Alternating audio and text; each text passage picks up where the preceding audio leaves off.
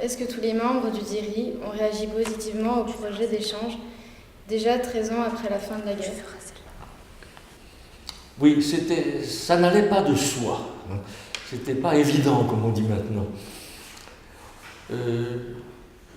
Mais il y a eu très peu de réticence. Mais je dois à l'honnêteté historique, à la vérité historique de dire que parmi la bonne trentaine de membres du groupe Le Dierry de l'époque, il y a 2 jeunes filles qui n'ont jamais voulu participer à ces échanges.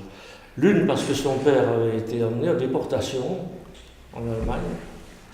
Je crois qu'il en était revenu, mais enfin il avait été déporté. Et l'autre parce que son père avait été prisonnier de guerre, pas particulièrement maltraité, mais enfin il ne voulait pas entendre parler de rapport avec les Allemands. Il y en a eu 2. Avant votre première rencontre, aviez-vous des préjugés à l'égard des Allemands? Si oui, lesquels? Sinon, pourquoi pas? Les préjugés qui n'en avaient pas, évidemment, les Allemands, c'était pas nos meilleurs amis, a priori. Mais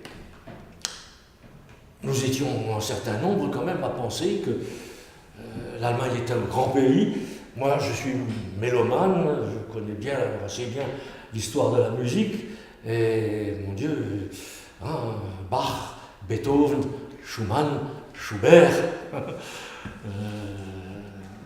puis les Autrichiens, Mozart, Mahler, quand même, c'est quelque chose. Et puis Goethe, et puis alors j'avais un certain respect, un grand respect pour la culture allemande. Alors bien sûr, il y avait des préjugés, dont on peut comprendre le nazisme, c'était des choses horribles. Le nazisme avait asservi l'Europe, avec des conditions épouvantables. Alors il y avait des idées négatives, c'est sûr. Mais après la guerre, on a voulu passer le grand coup de chiffon sur le tableau, et je crois qu'on a réussi.